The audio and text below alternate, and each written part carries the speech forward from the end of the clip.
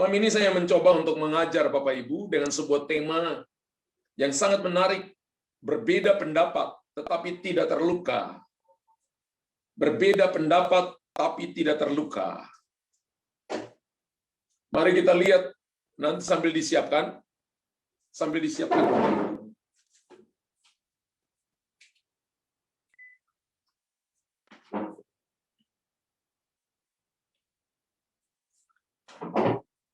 Saya baca, Bapak Ibu dengarkan. Roma 15 ayat 1 sampai ayat 13. Orang-orang Kristen bisa saja. Kita yang kuat wajib menanggung kelemahan orang yang tidak kuat. Dan jangan kita mencari kesenangan kita sendiri. Next, setiap orang di antara kita harus mencari kesenangan sesama kita demi kebaikannya untuk membangunnya. Karena Kristus juga tidak mencari kesenangannya sendiri. Tetapi seperti ada tertulis kata-kata cercaan mereka yang mencerca engkau telah mengenai aku. Sebab segala sesuatu yang ditulis dahulu telah ditulis untuk menjadi pelajaran bagi kita. Supaya kita teguh berpegang pada pengharapan oleh ketekunan dan penghiburan dari kitab suci. Semoga Allah yang adalah sumber ketekunan dan penghiburan mengaruniakan kerukunan kepada kamu, sesuai dengan kehendak Kristus Yesus. Sehingga dengan satu hati, satu suara, kamu memuliakan Allah dan Bapa Tuhan kita Yesus Kristus. Sebab itu terimalah satu akan yang lain, sama seperti Kristus juga telah menerima kita untuk kemuliaan Allah. Yang aku maksudkan ialah bahwa oleh karena kebenaran Allah, Kristus telah menjadi pelayan orang-orang bersunat untuk mengokohkan janji yang telah diberikannya kepada nenek moyang kita. Dan untuk memungkinkan bangsa-bangsa supaya mereka memuliakan Allah karena rahmat-Nya. Seperti ada tertulis, sebab itu aku akan memuliakan engkau di antara bangsa-bangsa dan menyanyikan mazmur bagi namamu. Dan selanjutnya, bersukacitalah, hai bangsa-bangsa dengan umat-Nya. Dan lagi pujilah Tuhan, hai kamu semua bangsa-bangsa. Dan biarlah segala suku bangsa memuji Dia. Ayat yang ke-12, dan selanjutnya kata Yesaya, taruh dari pangkal Yesaya akan terbit, dan ia akan bangkit untuk memerintah bangsa-bangsa, dan kepadanya lah bangsa-bangsa akan menaruh harapan. Ayat 13.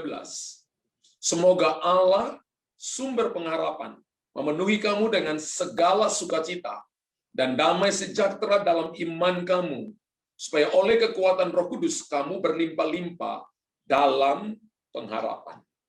Bapak Ibu kalau perhatikan Roma pasal 15, maka ini adalah orang yang lemah dan orang yang kuat. Bahkan dikatakan yang kuat wajib menanggung yang lemah. Kitab yang kuat wajib menanggung kelemahan orang yang tidak kuat. Dan jangan kita mencari kesenangan kita sendiri. Alkitab sangat jelas bahwa orang-orang Kristen bisa saja tidak sependapat.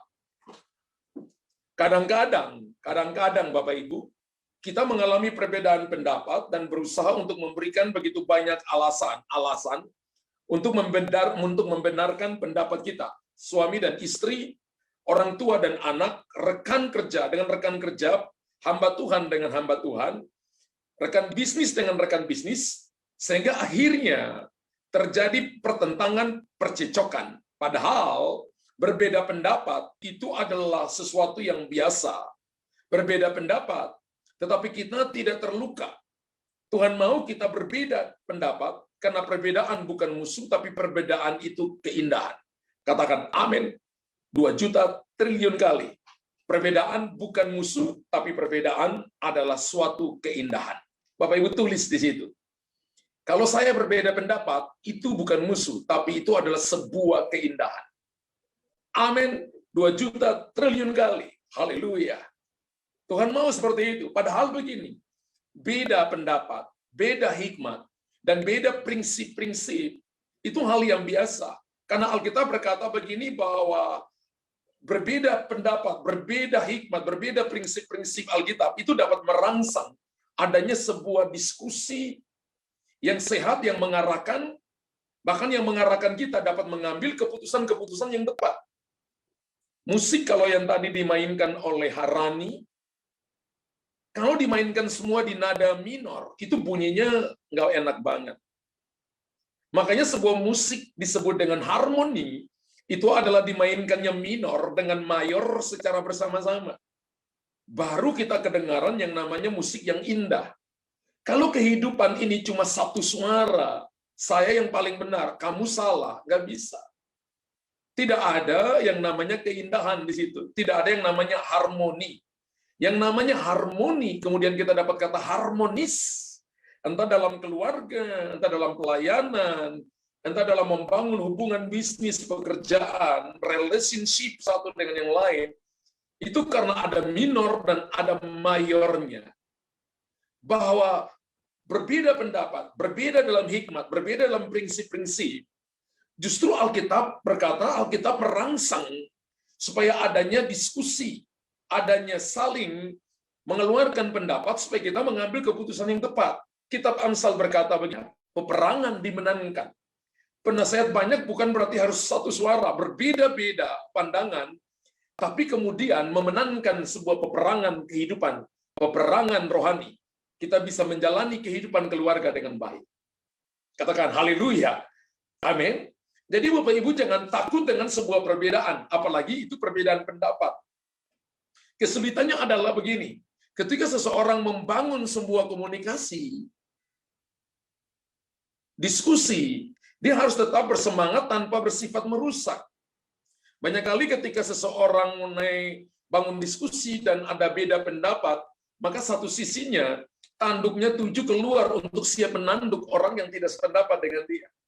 Itu namanya komunikasi yang tidak harmoni.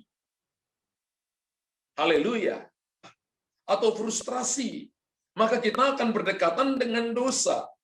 Padahal kita berhadapan dengan orang yang berbeda. Yang punya latar belakang yang berbeda, pola pikir yang berbeda, pemikiran yang berbeda. Jangan cepat-cepat menjadi marah ketika ada perbedaan pendapat. Nah, percakapan-percakapan yang merusak itu selalu meninggalkan kepahitan dalam sebuah hubungan.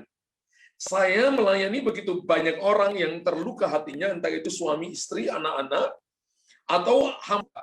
Terluka karena perkataan, terluka karena diskusi. Dengan berjalannya waktu, kita yang dulu melakukan kebodohan, kesalahan demi kesalahan, kita belajar. Kita juga nggak bisa memaksa kehendak kepada seseorang. Adanya istri saya berkata kepada saya, kamu jangan paksa keinginan kamu kepada seseorang. Kalau keinginan itu atau visi kamu kepada seseorang, sekalipun itu harus dia lakukan, tapi kamu jangan paksa untuk dia lakukan hari ini. Karena dia harus belajar untuk mengikutinya perlahan-lahan. Satu saat saya berkhotbah tentang kita harus bukan cuma berjalan di depan, tapi kita juga harus berjalan di belakang. Karena kecenderungan orang yang berjalan di depan, dia hanya berjalan dengan orang yang kuat saja di dalam rombongannya. Lalu dalam satu rombongan itu ada yang kuat, ada yang lagi cacat, ada yang terluka, ada yang sakit, ada yang mengandung. Kalau Bapak Ibu cuma berjalan dengan orang yang kuat saja, maka kita meninggalkan yang tadi lagi terluka, yang tadi lagi sakit, yang tadi lagi mengandung, sehingga mereka akan menjadi sasaran daripada roh-roh jahat. Bagaimana caranya supaya kita bisa membawa seluruh rombongan ini sampai kepada tujuan? Mundur ke belakang, mensejajarkan langkah kita dengan yang paling lemah dalam rombongan kita. Dan Tuhan Yesus lakukan itu. Kemuliaan Allah di barisan paling belakang, kebenaran barisan paling depan, kemuliaan Allah di barisan paling depan, paling belakang maksud saya. Kebenaran di barisan depan, kemuliaan di barisan paling belakang. Kemuliaan adalah kabot. Dalam bahasa Ibrani, dalam bahasa Yunani, doxa. Punya arti yang sama, weight, bobot, kualitas. Jadi kita mundur mensejajarkan langkah dengan orang yang paling lemah. Bisa mengerti orang yang berbeda pendapat. Itu kualitas kerajaan Allah. Tapi Ibu tulis di kolom komentar. Bisa menerima pendapat orang lain, bisa untuk mengerti pendapat orang lain sekalipun itu bodoh, itu atas kerajaan Allah. Amin. 2 juta triliun kali. Haleluya. Tapi kebanyakannya begini, daripada saya sakit hati, mendingan saya memutuskan untuk menghindari percakapan dengan seseorang, bicara dengan seseorang. Saya beritahukan kepada Bapak Ibu, ketika Bapak Ibu pilih menghindari, maka kita melanggar perintah Alkitab. Kita melanggar perintah Alkitab. Haleluya. Jadi saya harus bagaimana? Harus berhadapan, harus lari, atau bagaimana? Kita perlu melatih diri kita dengan keterampilan ketidaksepakatan yang sehat. Wow. Saudara dan saya perlu melatih diri kita dengan keterampilan dalam ketidaksepakatan yang sehat. Kan temanya hari ini adalah tidak sepakat tapi tidak melukai kita. Ya, tidak sepakat tapi tidak melukai saya. Bagaimana kalau saya ajak bercakap, awalnya saya merusak sebuah hubungan, lalu saya sakit hati, orang pun yang saya ajak bercakap pun sakit hati, atau saya memilih menghindar, dan Alkitab katakan ketika pilih menghindar, maka melanggar perintah-perintah Alkitab. Jadi yang harus saya lakukan adalah setiap saudara dan saya perlu melatih diri dengan keterampilan ketidaksepakatan yang sehat. Wow. Ini yang Tuhan mau dalam kehidupan orang percaya. Dan ketika Bapak Ibu melatih diri dalam keterampilan ketidaksepakatan yang sehat ini, maka saya percaya begini bahwa Tuhan akan memimpin kita jauh ke dalam sebuah hubungan yang akan menjadi kuat, sehingga itu orang akan melihat bahwa ketika Bapak Ibu kuat, maka disitulah Tuhan perintahkan berkat. Disitulah Tuhan perintahkan terobosan. Berapa banyak saudara yang mau melihat berkat, pemulihan, terobosan terjadi dalam kehidupan keluarga saudara, maka bangun kesepakatan. Ada kalanya kita perlu membangun kesepakatan di dalam ketidaksepakatan. Ada kalanya kita perlu sepakat di dalam ketidaksepakatan. Ini bahasanya agak berat ya. Seperti apa contohnya pastor? Suami berkata, ayo kita berdoa. Istrinya lagi sibuk. Dengan ada hal yang urgent, yang lebih penting, yang dia katakan ini juga penting. Tapi mana yang paling penting? Ketemu Tuhan atau urusan hal-hal duniawi? Berarti kalau kita dalam keluarga, maka suami adalah kepala, maka kita perlu sepakat dalam ketidaksepakatan. Saya nggak sepakat dengan suami dalam hal ini. Tapi karena ini sesuatu yang harus saya sepakat, maka saya harus sepakat. Itu artinya sepakat dalam ketidaksepakatan. Haleluya. Berarti doa harus number one, baru kita lakukan yang lain. Wow. Dan Alkitab memberikan kebebasan kepada setiap pribadi, setiap individu untuk tidak sepakat. Dan setiap pihak yang mengatakan bahwa dia yang paling benar. Berarti yang saya membangun sebuah komunikasi. Bahwa perbedaan itu bukan musuh, tapi perbedaan adalah sebuah keindahan, bahkan akan menjadi sebuah kekayaan, bahkan akan menjadi begitu banyak solusi. Saya beritahukan kepada Bapak Ibu begini, ketika telinga kita mau mendengar, di sekeliling kita ada begitu banyak masukan-masukan yang brilian, yang bisa kita ambil untuk sebuah kesuksesan besar yang ada di sekeliling kita. Wow. Jadi kalau ada orang yang cuma bicara untuk menyenangkan kita, hati-hati, orang itu cuma asal Bapak senang. Tapi ada kalanya orang berbicara mungkin gak enak dengan kita. Tapi tujuannya adalah ingin melihat kita bertumbuh, kita jadi baik. Siapa tahu orang ini dipakai oleh Tuhan untuk membawa saudara naik dan melihat hal-hal yang tadinya Anda gak lihat. Tuhan itu lebih peduli pada sikap kita masing-masing. Amin. Tuhan itu lebih peduli kepada sikap saudara dan saya masing-masing terhadap satu dengan yang lain, dibandingkan dengan pendapat kita tentang sebuah masalah. Ulangi, Tuhan itu lebih peduli terhadap satu dengan yang lain. Misalnya sikap saya terhadap saudara, saya tetap mengasihi saudara, menerima saudara apa adanya, Tuhan lebih peduli itu dibandingkan dengan pendapat Anda, pendapat saya tentang sebuah masalah. Banyak kali kita lebih peduli dengan sebuah pendapat daripada menjaga sikap hati. Itu yang jadi masalah. Itu yang membuat kita terluka. Tapi kalau Bapak Ibu mau tidak terluka dengan pendapat yang berbeda, maka Bapak Ibu harus jaga sikap hati. Sehingga kalau Bapak Ibu menjaga sikap yang benar, sikap masing-masing, maka kita akan menjadi benar dengan cara-cara yang Tuhan mau Anda jadi benar dengan menjaga sikap hati itu. Amin. Oleh karena itu, Bapak, Alkitab memberikan kebebasan untuk tidak sependapat dalam hal ini. Tanda petik. Sependapat artinya begini, memprioritaskan Tuhan itu harus menjadi number one. Kalau dalam satu keluarga, kalau suami kepala, maka bukan berarti bahwa suami harus otoriter. Kalau ada bos di sini, bahwa keberhasilan perusahaan juga ditentukan oleh orang-orang sekeliling Anda yang membantu Anda, maka kita juga tidak otoriter. Tapi bagaimana saudara dan saya memiliki tanggung jawab untuk tidak melawan, tapi tidak juga sependapat secara ikhlas. Kalau ada hal-hal yang menjurus kepada hal-hal yang nanti merusak, hal-hal yang membuat dosa, Bapak Ibu tidak harus pendapat di sini. Haleluya. Karena itu Bapak Ibu gini, sikap itu sangat penting. Dalam Roma pasal 15 ayat 1 sampai ayat ke-13 memberikan dua cara untuk tidak sependapat dengan ikhlas. Tapi tidak terluka. Wow. Makanya tadi saya katakan saya mau ngajar Bapak Ibu malam ini. Karena ini yang selalu menjadi problem. Saya konselor sudah begitu lama sekali, hampir 25 tahun lebih saya konselor. Dan saya lihat begini, kebanyakan masalah dan persoalan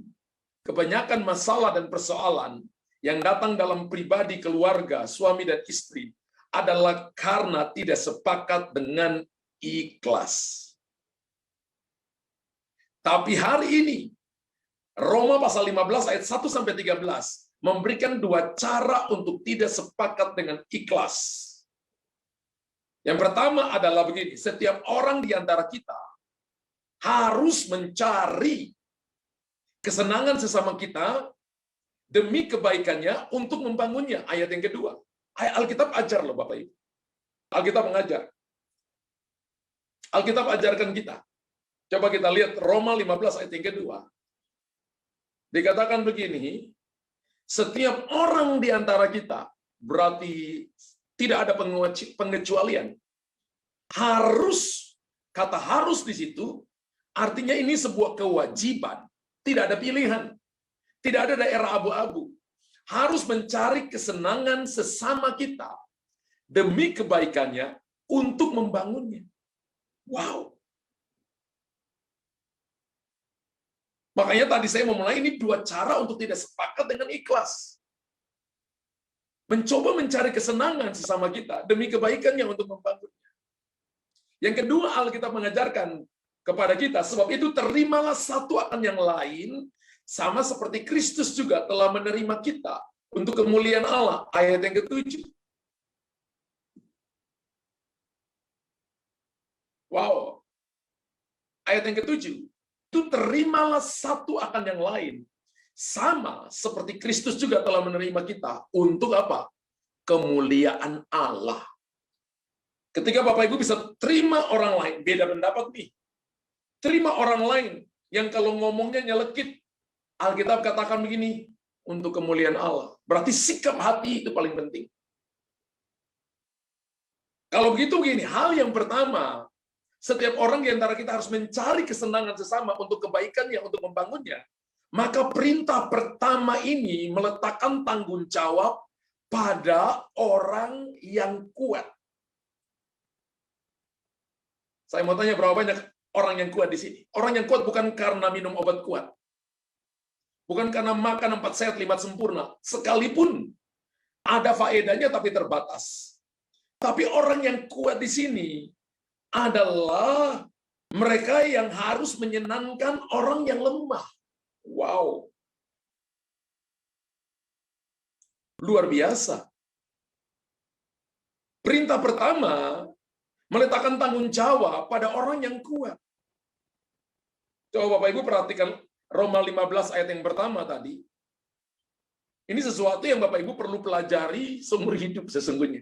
Tapi saya mencoba untuk merangkum ini dan mencoba untuk memberikan rambu-rambu kepada Bapak Ibu. Kita yang kuat wajib menanggung kelemahan orang yang tidak kuat dan jangan mencari kesenangan kita sendiri. Berarti perintah pertama meletakkan tanggung jawab pada orang yang kuat. Dan orang yang kuat harus mencari, harus menyenangkan orang yang lemah. Dikatakan mencari kesenangan orang lemah. Menyenangkan berarti berperilaku dengan cara-cara yang membangun pihak yang lemah secara rohani. Ulangi, Bapak Ibu. Menyenangkan itu artinya apa? Berperilaku dengan cara-cara yang membangun pihak yang lemah secara rohani. Wow. Bapak Ibu perhatikan baik-baik. Alkitab katakan begini bahwa berusaha menyenangkan. Kata kesenangan itu bahasa Yunaninya dipakai kata aresko. Aresko itu artinya begini. Berusaha menyenangkan atau mengakomodir, memberikan akomodasi.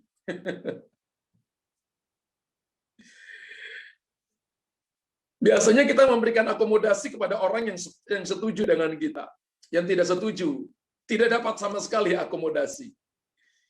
Tapi kata aresko yang kuat, wajib mencari kesenangan yang lemah, artinya mengakomodasi seseorang untuk dia mendapatkan keinginan, bahkan kepentingannya terpenuhi. Kata aresko ini lebih kepada apa? Memberikan pelayanan yang terbaik tanpa pamrih. Wow. Berbeda pendapat tidak terluka, sikap hatinya benar, maka Bapak Ibu mengakomodasi kepentingan orang yang berbeda pendapat, bahkan memberikan pelayanan yang terbaik tanpa pamrih. Saya selalu berkata kepada jemaat begini, kalau Anda sakit hati dengan saya, kalau saya tahu, maka saya akan undang Anda makan. Karena di meja makan itu, kalau ditraktir, mulutnya kebuka, pasti hatinya kebuka. Nggak bisa marah pasti. Bahkan ada pekerja yang guyon, Pak Gembala, saya sakit hati dengan Bapak. Tujuannya mau minta traktir, saya katakan begini, nggak usah bilang pun saya traktir Anda. Di meja makan, prinsip Tuhan Yesus itu adalah selesai beritakan firman, kasih makan. Mulut kebuka, hati kebuka, maka mudah berubah. Justru dia memberi makan orang-orang apa? Membenci dia, bahkan yang nanti menyalibkan dia. Wow. Saudara lihat gini bahwa Alkitab kita luar biasa kalau Bapak Ibu pelajari dengan sangat baik. Menyenangkan berarti mengakomodasi. Bahkan berperilaku dengan cara-cara membangun pihak yang lemah secara rohani. Mengakomodasi, melayani dengan baik, tanpa pamrih, tanpa nuntut. Kita ini kan, kamu perkataan menyakiti salah, nyelekit loh. Tidak. Berbeda pendapat tapi tidak melukai. Wow. Bapak Ibu tahu bahwa Tuhan Yesus pun terkadang mengabaikan orang-orang Farisi. Berbeda pendapat dengan Yesus. Salah satu contohnya ketika Tuhan Yesus memungut bulir-bulir gandum untuk dimakan ketika melewati ladang-ladang gandum pada hari Sabat. Bapak Ibu bisa lihat Markus pasal 2, 23 sampai 38 nanti baca. Markus pasal 2 ayat yang ke-23 sampai 28. Yesus sangat mengetahui tradisi yang dianut oleh orang-orang Farisi. Namun ia tidak mengatakan sesuatu kepada murid-muridnya untuk menghentikan mereka. Haleluya. Dan sehingga tidak lagi menyinggung perasaan orang Farisi. Yesus tidak berbantah dengan mereka. Alkitab berkata begini,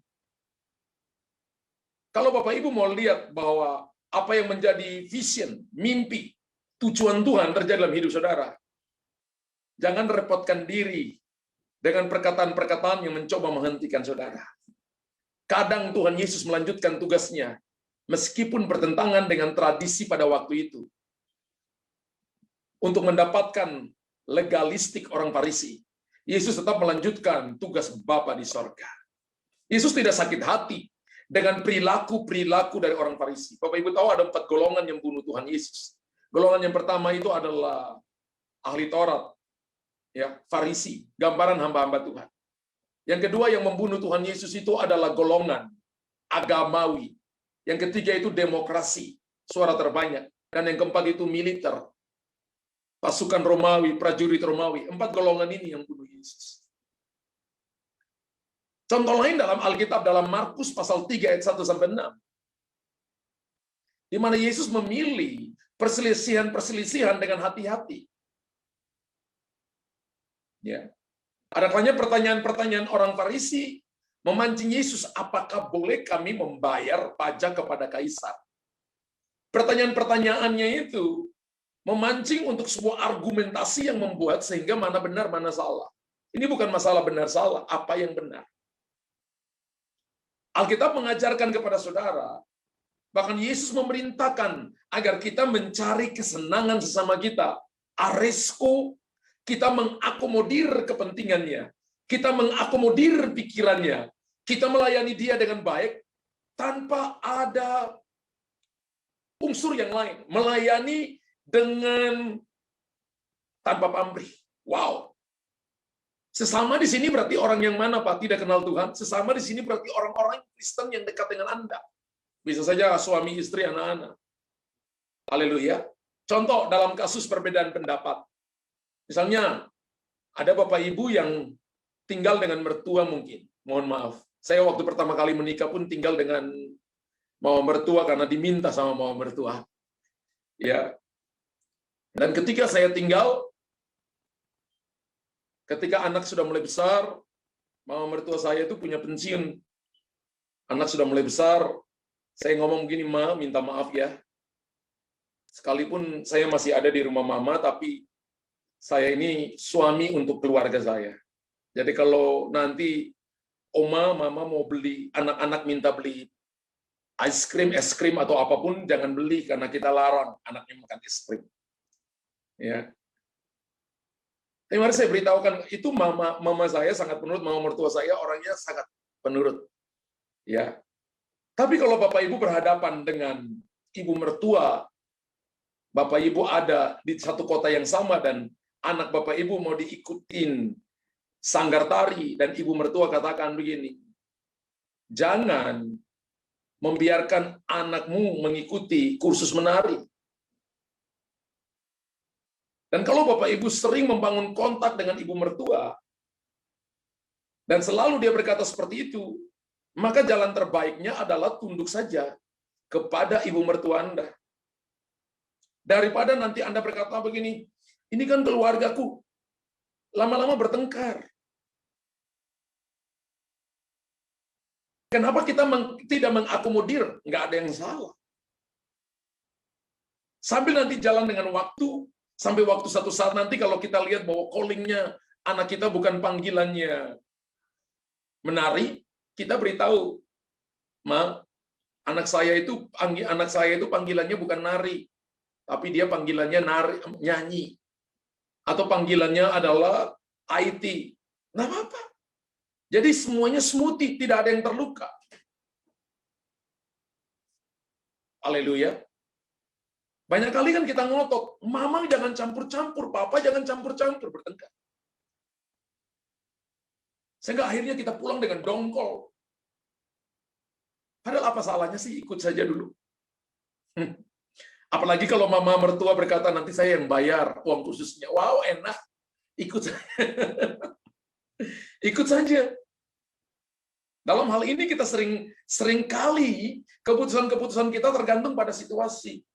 Keputusan yang kita ambil dipengaruhi oleh orang yang ada di dekat kita.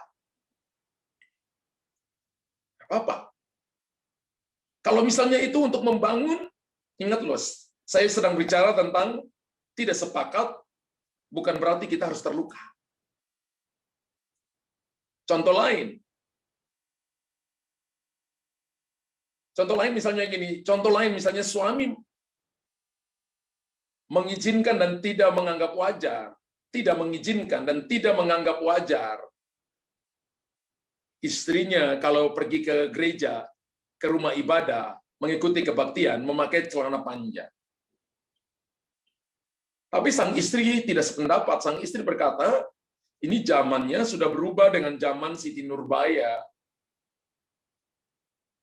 Ketika itu terjadi, siapa yang harus tunduk? Suami harus tunduk atau istri harus tunduk kepada suami? Alkitab mengajarkan kepada kita bahwa tanggung jawab dalam keluarga ada pada suami. Otomatis bahwa istri harus tunduk kepada suami, menyenangkan suaminya. Sekalipun istri nggak sepakat, tapi karena suami mau, ya oke, nggak apa-apa ya wes. Pakai celana, pakai rok, nggak apa-apa.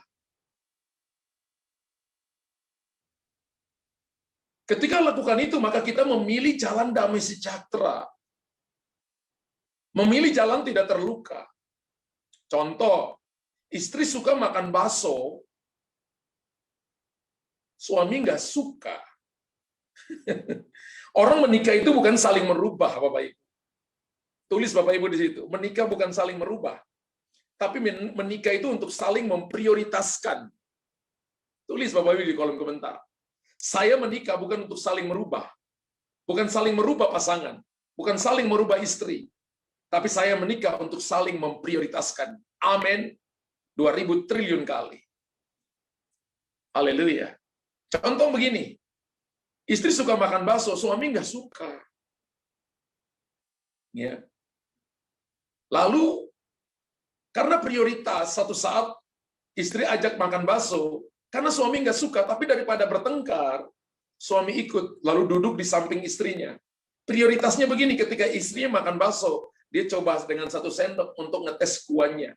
Dia sendiri nggak suka, tapi untuk membawa damai, untuk membawa sukacita, untuk membawa sebuah kesejahteraan dan penerimaan, mengakomodir perbedaan pendapat, suami mencoba untuk menyedok kuah bakso. Lama-lama juga suka.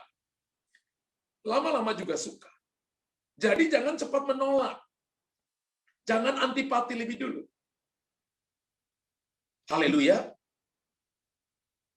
Itu berarti begini bahwa seberapa jauh kita bertindak dalam hal ini, itu tergantung dari seberapa banyak kebebasan yang seharusnya kita tanggalkan demi seseorang yang lain dalam tubuh Kristus. Banyak kali kan kita bilang ini, saya yang number one, saya nomor satu, saya nomor satu. Dalam Tuhan itu yang nomor satu, itu belum tentu dapat perkenanan Tuhan. Anda terakhir, belum tentu Anda tidak dapat perkenanan Tuhan. Bapak Ibu bayangkan ya, ketika Nuh menyelamatkan bumi ini, tidak ada satupun yang selamat kecuali 8 orang. Yang 3 itu adalah juga karena cinta dengan ketiga anak Nuh. Lalu Tuhan perintahkan binatang-binatang untuk masuk. Bisa bayangkan nggak? Yang paling cepat masuk apa?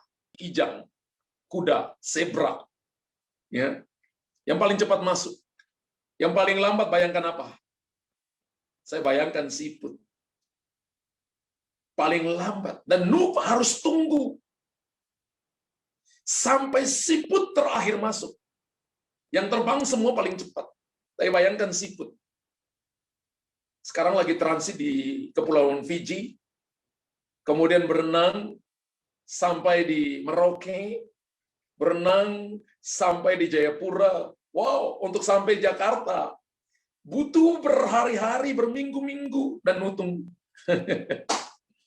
Nuh bangun bahtera itu 400 tahun. Bangun bahtera itu 100 tahun. Berkhotbah 400 tahun, nggak ada yang bertobat. Saya beritahukan kepada saudara, yang terakhir bukan berarti Anda terlambat.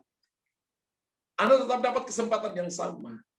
Seberapa jauh kita bertindak dalam hal ini, ditentukan oleh seberapa banyak kebebasan yang sebaiknya kita tinggalkan.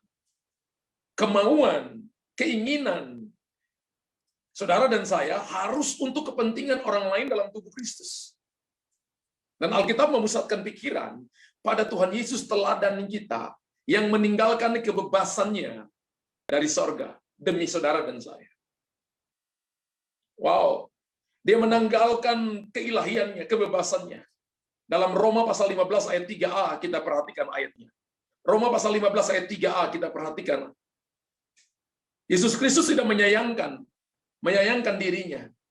Karena Kristus juga tidak mencari kesenangannya sendiri. Kalau Yesus cari kesenangannya sendiri, dia tidak akan turun mengakomodir kepentingan kita ketika kita lagi dosa. Mengakomodir seluruh keinginan kita. Tidak. Tapi dia tidak mencari kesenangan sendiri. Karena itu datang mati bagi saudara dan saya. Jika Kristus saja tidak menyenangkan dirinya sendiri, maka kita yang mengikutinya harusnya juga berperilaku demikian. Tidak mencari kesenangan sendiri. Tulis di kolom komentar. Jika Tuhan Yesus saja tidak menyenangkan dirinya sendiri, maka saya hendaknya mengikuti perintahnya untuk tidak menyenangkan diri sendiri. Wow, malam ini saya percaya Anda dapat sesuatu malam ini. Haleluya. Malam ini ada makanan istimewa yang Anda dapat malam hari ini. Jika Tuhan Yesus saja tidak menyenangkan dirinya sendiri, maka kita hendaknya mengikuti perintahnya dengan juga tidak mencari kesenangan sendiri. Kalau suami cari kesenangan sendiri, pasti bertengkar. Kalau istri cari kesenangan sendiri, pasti bertengkar. Kalau anak-anak cari kesenangan sendiri, pasti bertengkar. Kalau jemaat cari kesenangan sendiri, cari bertengkar. Kalau gembala cari kesenangan sendiri, pendeta cari kesenangan sendiri, pasti bertengkar. Tapi kalau kita memusatkan perhatian kepada orang lain, mengakomodir arisko tadi, kepentingan orang lain, tanpa pamrih, bahkan melayani mereka, maka kita akan melihat kemuliaan Allah akan dinyatakan. Dan kalau Bapak Ibu perhatikan bahwa apa yang diteladani oleh Tuhan Yesus itu dinubuatkan oleh Alkitab. Dan Alkitab memberikan apa yang kita perlukan. Dalam Roma 15 ayat 14. Coba kita lihat Roma 15 ayat yang keempat. Maksud saya bukan ayat 14, ayat yang keempat. Roma 15 ayat keempat. Segala sesuatu yang ditulis dahulu, nubuatan yang dahulu, telah ditulis untuk menjadi pelajaran bagi kita. Supaya kita teguh berpegang pada pengharapan oleh ketekunan penghiburan dari kitab suci. Artinya, saudara dan saya memilih tidak menyenangkan diri sendiri yang diperagakan oleh Tuhan Yesus dalam teladan yang dinubuatkan oleh Alkitab. Itu harus Bapak Ibu lakukan. Itu harus menjadi pelajaran bagi kita. Wow. Katakan, saya perlu belajar untuk mengakomodir kepentingan orang yang berbeda pendapat dengan saya. Bahkan melayani dia. Berikan yang terbaik tanpa pamrih. Kalau ini ada dalam keluarga, nggak ada keluarga yang berantem. Nggak ada yang minta cerai. Kenapa? Karena kita tahu bagaimana mementingkan orang lain. Menyenangkan, mengakomodir aresko. Saling menerima. Yang kedua adalah saling menerima. Saling menerima merupakan kunci kedua yang Alkitab berikan agar kita mampu untuk tidak bersepakat secara ikhlas. Nanti Bapak Ibu baca Roma pasal 15 ayat 7 sampai 13 yang tadi kita baca. Dalam saling menerima di sini, yang paling banyak dituntut adalah penerimaan selalu menuntut kasih. Tulis kolom komentar. Penerimaan menuntut kasih. Amin. 2 juta triliun kali. Penerimaan menuntut kasih. Kalau Bapak Ibu mau menerima seseorang, maka tuntutannya ada pada kasih. Kasih di sini harusnya agapao, agape. Kasih Allah yang dicurahkan di hati kita. Wow. Kalau Bapak Ibu perhatikan Matius pasal 24 ayat 12. Matius pasal 24 ayat 12. Matius 24 ayat 12 berkata begini, dan karena makin bertambah kedurhakaan, maka kasih kebanyakan orang akan menjadi tinggi. Kata kasih di sini bukan eros, bukan filio, ya, bukan storge, tapi kata kasih di sini adalah agapao. Kata dingin di situ dipakai kata pesugo, kata dingin di situ.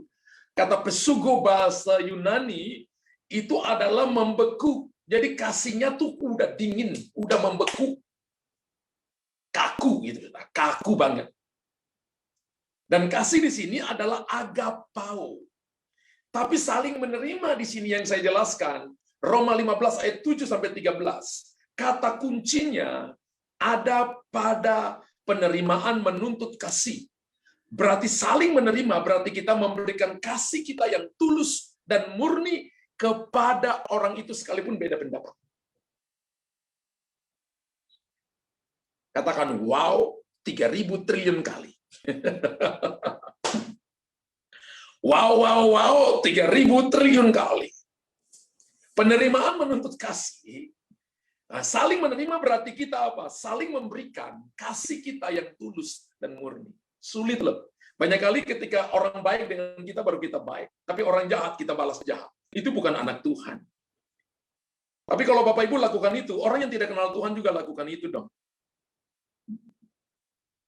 Tapi kalau misalnya beda pendapat, Anda traktir makan. Kalau ada orang yang tidak sependapat dengan Anda, kalau itu bawahan Anda. Kalau dia mau pindah, Bapak Ibu siapin dia tiket. Dia mau terbang kemana, siapin dia tiket. Kirim dia pergi sejauh-jauhnya. Kalau memang dia pergi, tapi Bapak Ibu lakukan dengan tulus hati. Bukan dengan sakit hati. Haleluya. Saya bicara ini juga untuk diri saya sendiri. Saya sedang berkhotbah untuk diri saya sendiri. Bukan berarti saya sudah sempurna, saya masih belajar sampai hari ini. Karena ketidaksepakatan terkadang melukai orang lain. Ketika kita lihat mukanya, kita selalu berkata, kita selalu sudah kasih label. Dia itu selalu tidak sepakat dengan aku. Apapun aku ngomong selalu tidak sepakat. Bayangkan kalau itu suami istri. Maka yang ada di depan sebagai tanda bahwa kita sudah mulai bangun tembok itu adalah bantal guling di antara kita. Antara suami dan istri. Jangan sentuh aku sebelum kamu sepakat dengan aku. Wow. Bantal guling itu adalah gambaran tembok tebal yang terjadi di alam rohani. Di mana ketika Anda sendiri, maka setan akan menyerang Anda. Ketidaksepakatan terkadang melukai orang lain, terkadang melukai perusahaan orang lain. Dan apabila hal itu terjadi, meskipun kita terluka, kalau sampai kita terluka, kita harus menunjukkan kasih kita melalui tindakan-tindakan kita. Contoh tadi, ajak makan. Contoh tadi, tetap shalom, tetap tersenyum, tetap mengampuni, belajar lupa. Itu tindakan-tindakan kita dan berani mengampuni orang yang berbeda pendapat dengan kita. Jangan simpan di hati. Berbeda pendapat tapi tidak terluka adalah berani menunjukkan tindakan-tindakan kita dan berani mengampuni. Pengampunan itu bukan masalah siapa benar siapa salah, tapi apa yang benar. Kalau Bapak Ibu lihat Tuhan Yesus memberikan teladan kepada kita, Ia menerima orang Yahudi. Roma 15 ayat yang ke-8 kita lihat. Dia juga menerima orang kafir. Dalam Roma 15 ayat 9 sampai 12. Bapak Ibu lihat, Yesus terima. Ya. Yang aku maksudkan ialah bahwa oleh karena kebenaran Allah dalam Allah, Kristus telah menjadi pelayan. Aresko. Orang-orang bersunat dalam hal ini adalah Yahudi. Untuk mengekohkan janji yang telah diberikannya kepada nenek moyang kita. Siapa? Para orang-orang kafir. Nanti kalau Bapak Ibu lihat ayat 9 sampai ayat 12, Yesus menerima orang-orang kafir. Dan untuk memungkinkan bangsa-bangsa, bangsa-bangsa adalah orang-orang yang tidak mengenal Allah. Supaya mereka memuliakan Allah karena rahmat-Nya. Seperti ada tertulis, sebab itu aku memuliakan engkau di antara bangsa-bangsa. Menyanyikan mazmur bagi nama. Nanti Bapak Ibu baca sampai ayat 12. Tuhan Yesus memberikan teladan untuk kita menerima orang lain. Wow, hebat ya. Hari ini Bapak Ibu yang datang, belajar untuk terima orang lain. Bapak Ibu jangan punya hati sebesar mulut botol. Hari panas pun tidak bisa membuat dahaga hilang. Terlalu kecil mulutnya. Jangan juga punya hati seluas mulut ember. Kalau Bapak Ibu mandi mau kerimbat pun nggak cukup untuk Bapak Ibu bersihkan rambut Bapak Ibu. Terlalu kecil. Bapak Ibu harus punya hati seluas mulut samudra. Ketika batu masuk, kotoran masuk di sana, cari susah dapat. Itu hati Tuhan. Tapi mari, banyak orang Kristen yang bersifat seperti orang kafir. Mereka merasa bebas merokok, merasa bebas minum minuman keras, merasa bebas pergi ke naik klub, merasa bebas memiliki apa saja. Bahkan saudara dan saya banyak kali orang cuma menaruh gambar Tuhan Yesus di rumah. Tuhan Yesus lagi kepalanya miring, tersenyum, dan ada 2 tetes darah yang jatuh. Saya beritahukan Yesaya 53 berkata, wajahnya tidak tampan lagi, hancur, dan tidak kelihatan wajah manusia. Kita boleh pakai saja rantai salib di leher kita, tapi kalau kehidupan kita tidak bisa menerima orang lain, seperti Yesus menerima orang Yahudi, orang kafir, maka mungkin saja bukan itu salib Yesus. Karena ada di kiri kanan Yesus juga disalib. Saya tidak melarang Bapak Ibu pakai kalung salib, tapi itu mewakili identitas kekristenan. Sikap kita harus bisa menerima orang lain. Saya percaya bahwa Tuhan mau. Bahkan Alkitab mau menginginkan hal-hal di mana Bapak Ibu menyingkirkan penghalang supaya kita bisa datang dan berdamai dengan orang yang berbeda pendapat dengan kita. Haleluya. Orang Kristen harus sepakat bahwa sesuatu sekalipun diperbolehkan benar, tetapi ia diperintahkan supaya mempertahankan untuk sikap bersatu. Misalnya sesuatu yang dia pikir bahwa ini salah. Ya Bapak Ibu jangan bela yang salah. Tapi kalau itu benar, maka Bapak Ibu harus belajar bersepakat sekalipun nggak enak disampaikan. Sikap bersatu menerima Kristus, sekalipun pendapatnya berbeda dengan orang lain. Haleluya. Tidak sepakat dengan ikhlas artinya begini, berani meninggalkan kebebasan-kebebasan yang tadi itu. Orang tanya gini, Pak, nggak ada ayat yang mengatakan boleh ngerokok, minuman keras. Kitab Amsal berkata, jangan kamu mabuk oleh anggur, sebab anggur menimbulkan hawa nafsu. Memang Alkitab tidak tereksplisit dan implisit berkata tentang rokok, tapi Alkitab berkata begini, jangan merusak tubuh, karena tubuh adalah bait Allah.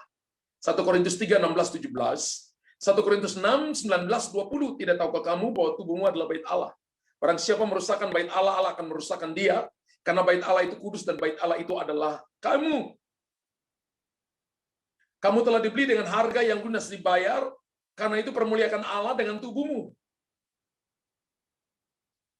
Tuhan Yesus menerima kita apa adanya. Dan ia tidak menyuruh mereka mengubah pendapat-pendapat mereka. Tuhan itu terima seseorang. Menerima orang Yahudi, menerima orang fasik. Tidak menyuruh mereka mengubah pendapat-pendapat mereka. Karena itu beban tanggung jawab ada pada orang yang kuat. Supaya mereka berhenti melakukan hal-hal tersebut yang dirasa salah oleh orang Kristen yang lain.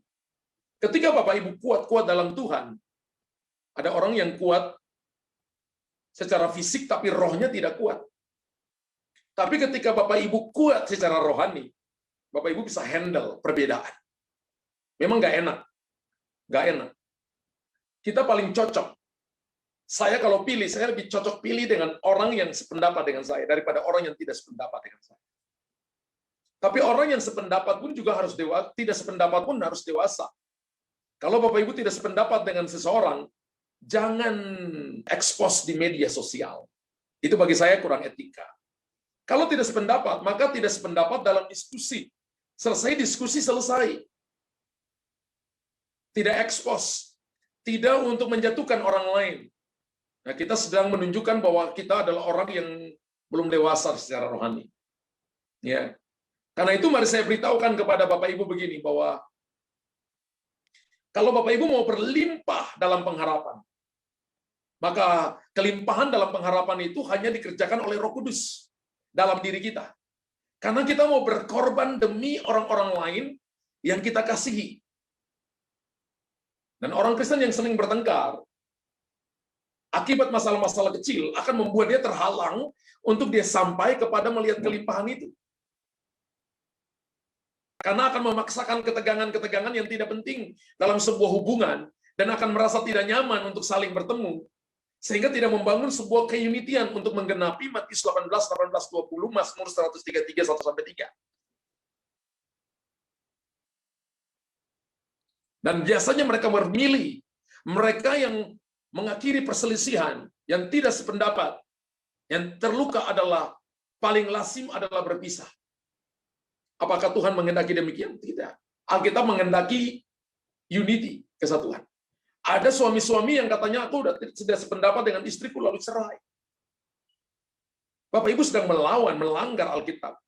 Bapak Ibu sedang menjadi musuh Tuhan sendiri. Ketika karena perselisihan pendapat, lalu kita terluka, lalu kita pisah, pilih untuk cerai. Itu bukan alasan kekristenan yang benar. Haleluya.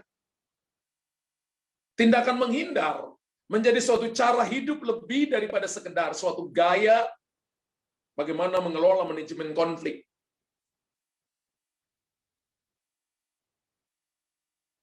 Kecenderungan manusia pada dasarnya, kecenderungan Bapak Ibu dan saya adalah menghindar. Saya ingat ada seorang hamba Tuhan.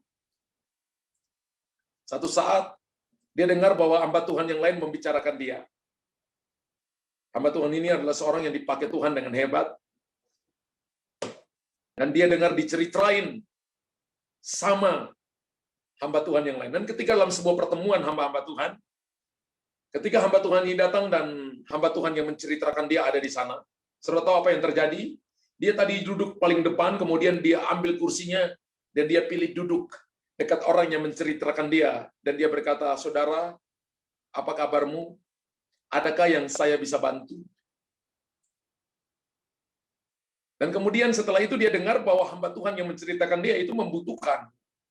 Dia baru pindah ke kota itu dan membutuhkan perlengkapan alat musik di gerejanya. Apa yang terjadi, saudara?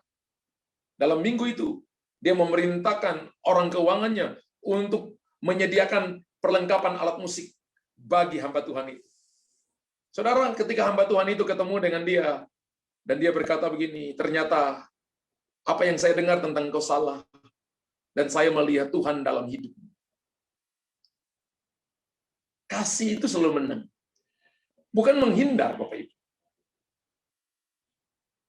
Kalau kecenderungan manusia adalah menghindar, cara Tuhan adalah menerima. Tulis di kolom komentar. Kecenderungan manusia adalah menghindar, sementara cara Tuhan adalah menerima.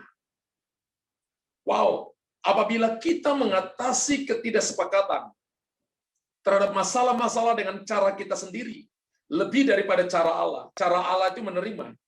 Kita sesungguhnya gagal bersepakat secara ikhlas, artinya kita terluka. Saya ulangi Bapak Ibu ya. Pada dasarnya kecenderungan manusia adalah menghindar, sementara cara Allah adalah menerima. Apabila kita mengatasi kesepakatan, percakapan tentang sebuah masalah dengan cara kita sendiri, lebih daripada cara Allah menerima, cara kita adalah menghindar, kita sesungguhnya gagal bersepakat secara ikhlas, artinya tidak ada kesepakatan, tidak sepakat lalu kita terluka.